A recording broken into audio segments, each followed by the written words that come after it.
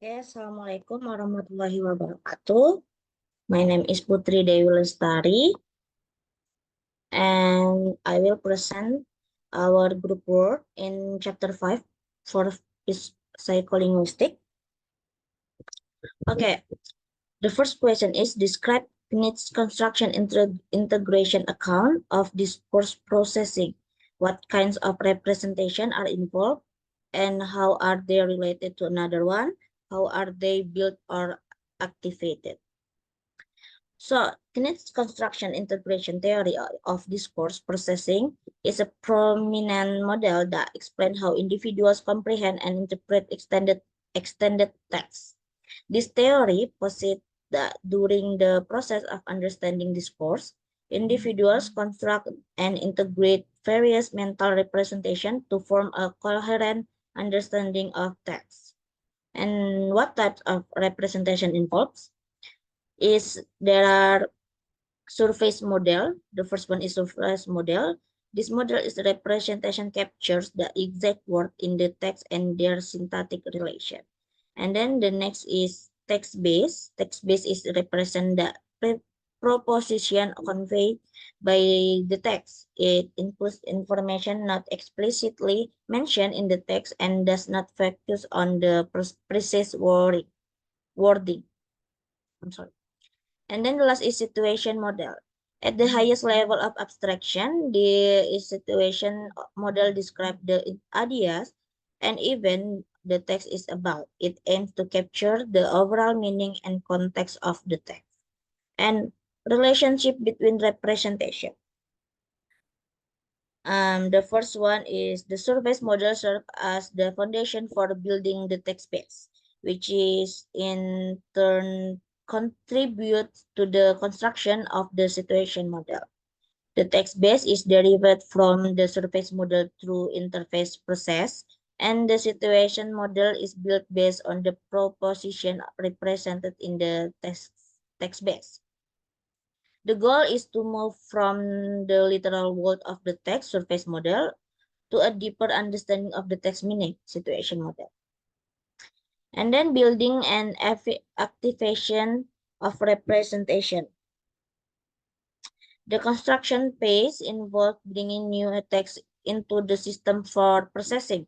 During the phase, surface from representation are built, propositions are extracted, and relevant knowledge is activated automatically.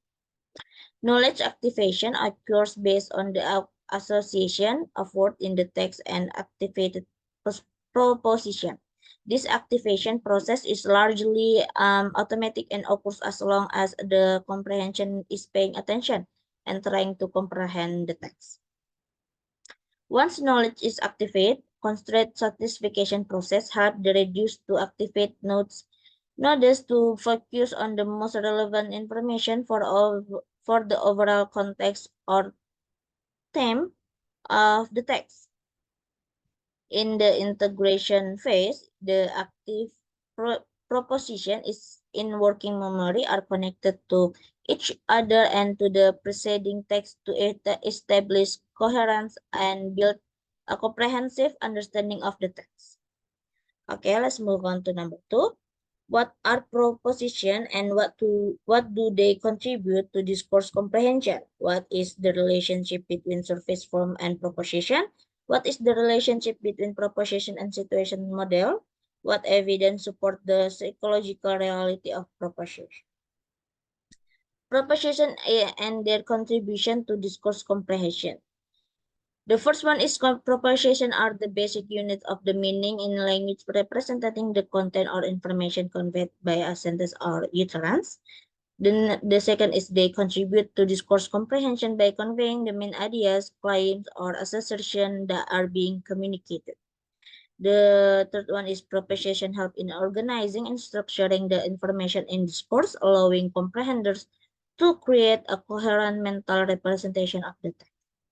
And then the next is they serve as a building blocks for construction situation models, which are mental representation of the event, participant, and relationship described in the discourse.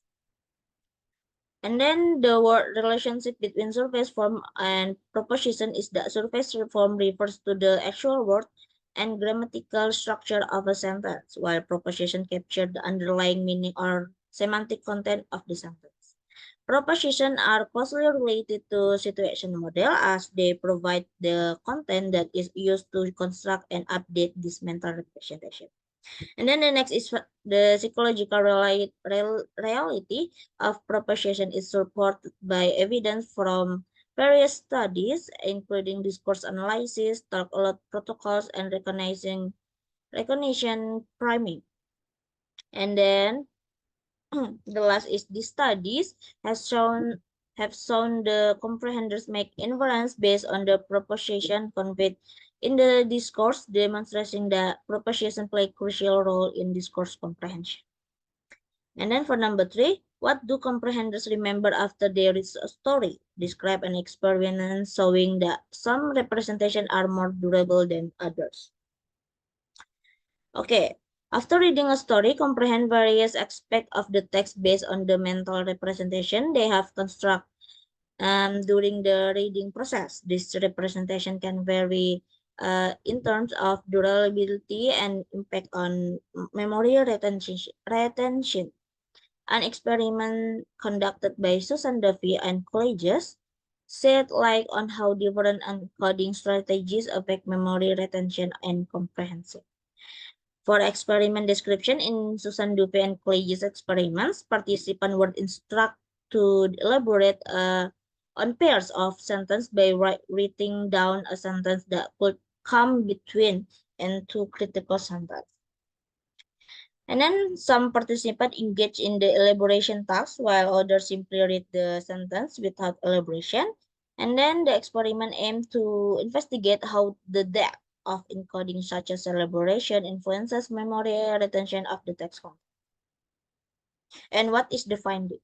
Participants who elaborated on sentence pairs by creating an additional sentence recall all target sentence equally well regardless of the coherence level of the original sentence pairs. Memory retention was equally strong after 24 hours of participants who engaged in elaboration compared to those tested immediately after reading. The study demonstrated that the encoding strategy used by comprehend significantly impact the strength and longevity of memory retention. Deeper encoding strategies such as elaboration can enhance memory retention and overcome features of the text that may affect coherence or incoherence. Move on for number 4, describe Grants-Becher's structure building framework. In what ways does it resemble construction integration? In what ways does it differ? Describe experiments and that support the existence of mapping, shifting, engagement, and suppression, and explain how each process contributes to discourse comprehension. Grants-Becher's structure building framework is a theory of discourse processing that emphasizes the use of general purpose cognitive mechanism to interpret and remember extended discourse. This framework shares similarity with Knight's construction integration theory in that both theory aim to explain how comprehenders build mental representation of discourse. However, there are key differences between these two theories. One major difference is that while Kinech's theory is primarily focused on spoken and written text, Grants-Becher framework can be applied both verbal and non-verbal material, such as picture stories. Additionally, Kinech's theory posits a special purpose discourse comprehension mechanism, where Grants-Becher's framework suggests that general-purpose cognitive mechanisms are responsible for discourse comprehend and other cognitive tasks. In Grants-Becher's structure building framework, several processes play a crucial role in discourse comprehension: mapping, shifting, adjustment, and suppression. This process contribute to the construction of coherent mental representation of the text. Mapping.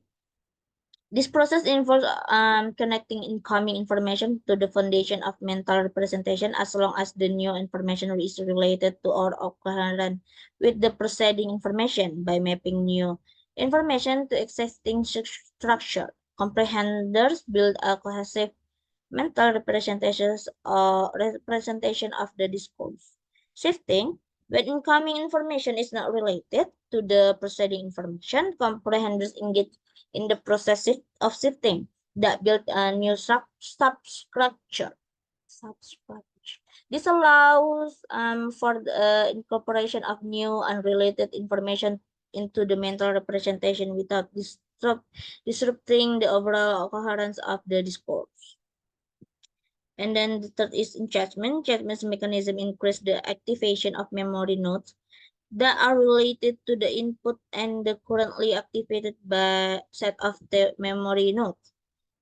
This process helps strengthen the connection between different pieces of information, leading it to a more robust mental representation of the discourse. The last in suppression.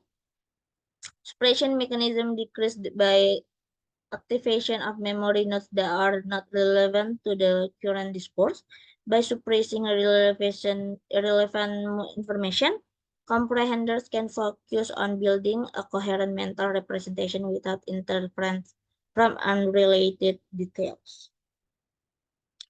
Through these experiments, the process of mapping, shifting, adjustment, and suppression have been shown to play a vital role in discourse comprehension by effectively utilizing these cognitive mechanism, individuals and can construct coherent mental representation of the text, adapt to a change in content, highlighting important information, and filter out distraction to enhance their understanding of complex linguistic input.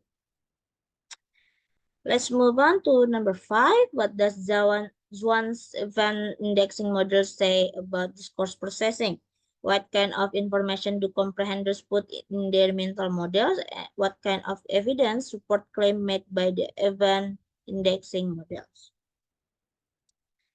Zwan Event indexing model, or AE, AIM, EAM, focus on how people construct situation model from narrative text. According to AIM, comprehenders aim to understand the goals, action of the protagonist and unfolding event in real or fictional world.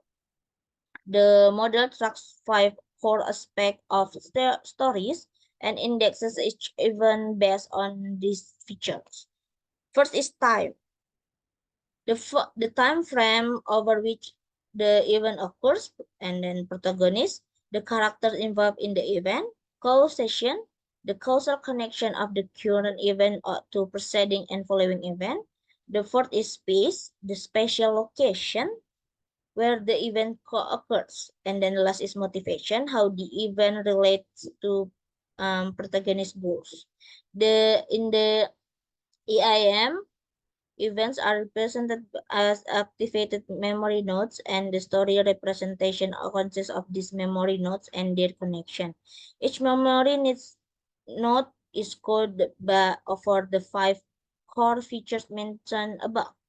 As a new text is proceed, it is evaluated in relation to previously activated memory nodes, updating the situation model accordingly. Comprehenders put various types of information in their mental models, including temporal relation, character, interaction, causal interaction, spatial information, and motivational aspect of the story. The AIM suggests that these elements are crucial for constructing the coherent understanding of the narrative.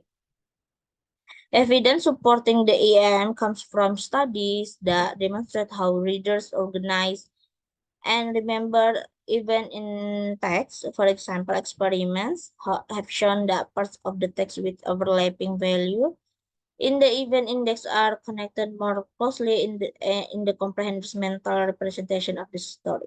Additionally, research by Zwan and colleagues has used tasks like categorization to show how the temporal structure of a story influences how people relationship between events.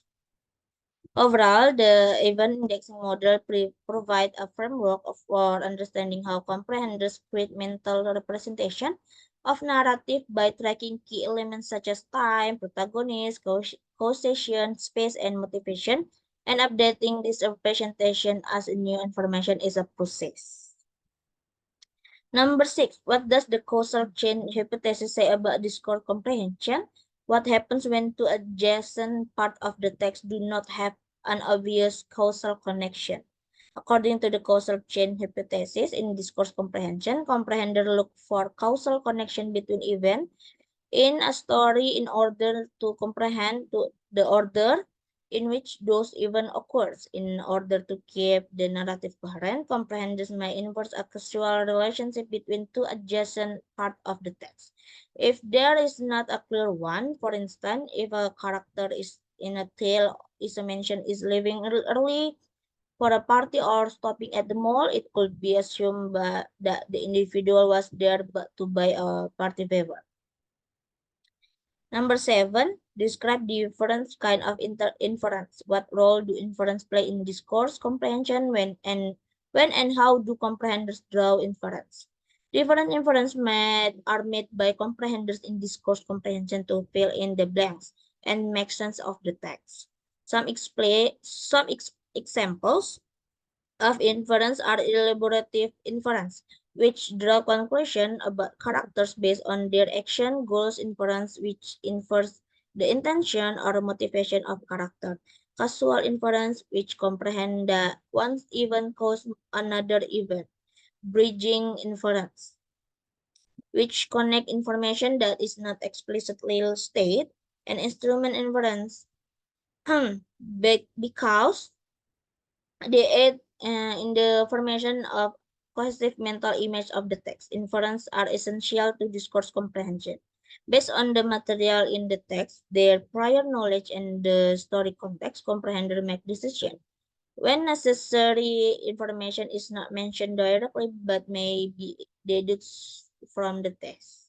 They usually make conclusion which depends on our knowledge of the narrative. And then number 8, describe the structure mapping and focus account. How does it relate to the Moses illusion? The structure mapping and focus account is a theoretical framework that explains how readers construct mental representation of narrative by focusing attention on a specific element within the text. This account points that characters in a story are represented by tokens which serve as mental placeholders in the situation model. When information is represented in a text, it is mapped onto disactivated tokens. Focus elements receive higher levels of activation, making it easier to integrate new information related to those elements. In the context of the Moses illusion, the structure mapping and focus account suggests that when grammatical cues draw attention to a specific character, for example, Moses, readers are more likely to notice inconsistency or incongruities involving the character. The Moses illusion refers to the phenomenon where readers fail to detect inconsistency in a story when their attention is not focused on a particular character or element. By focusing attention on key elements like Moses through a grammatical cues or linguistic structures, readers are more likely to detect discrepancies or inconsistencies in the narrative. This highlights the role of attention and focus in shaping how readers interpret and construct mental representation of the story. The structure mapping and focus account provide insight into how readers allocate attention and process information in a narrative, influencing their comprehension and detection of inconsistency like the Moses illusion. And then number 9, which part of the brain participate in discourse processing?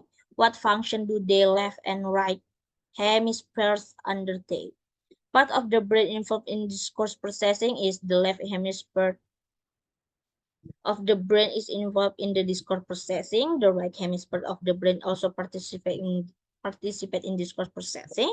The frontal and parietal lobes of the brain are specifically involved in processing different aspects of discourse. Function of the left and the right hemisphere is discourse processing. The left hemisphere is responsible for generating inference during the discourse processing, and then the right hemisphere plays a special role in generating inference and contribute to non-regular language processing. The right hemisphere is engaged during semantic integration and causal inferencing in reading. Right hemisphere brain activity is greater for unrelated pairs of sentences compared to closely related pairs of the sentence. Maybe that's all for me. Thank you. Wassalamualaikum warahmatullahi wabarakatuh.